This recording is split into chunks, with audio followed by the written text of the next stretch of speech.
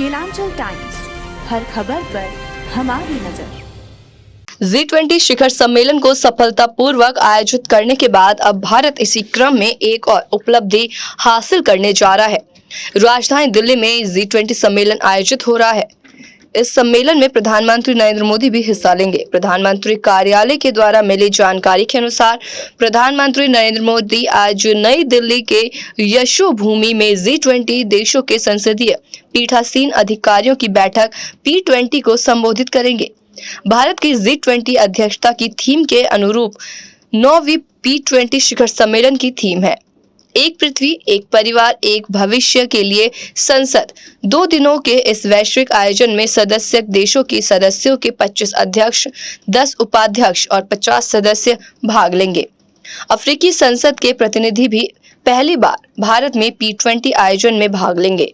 बता दें कि P20 सम्मेलन से पहले गुरुवार को यशोभूमि में पर्यावरण अनुकूल जीवन शैली पर संसदीय फोरम की बैठक हुई।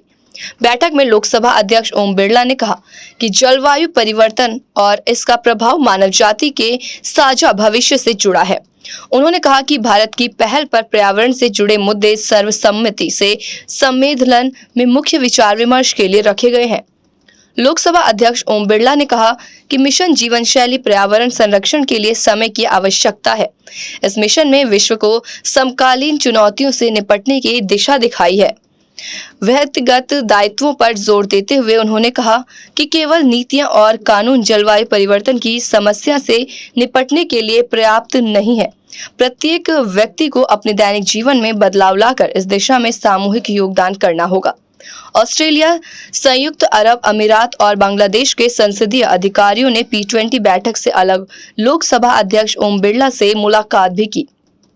इस दौरान श्री बिरला ने G20 शिखर सम्मेलन के दौरान भारत की प्राथमिकताओं और पहल को समर्थन देने के लिए उनका आभार व्यक्त किया था। इस अवसर पर राज्यसभा के उपसभापति हरिवंश ने कहा कि जीवन शैली में सकारात्मक बदलाव के लिए मिशन लाइफ को एक व्यापक वैश्विक अभियान बनाए जाने की जरूरत है। उन्होंने संसदीय प्रतिनिधियों से पर्यावरण संरक्षण की दिशा में पथ प्रदर्शक की भूमिका निभाने का आग्रह किया।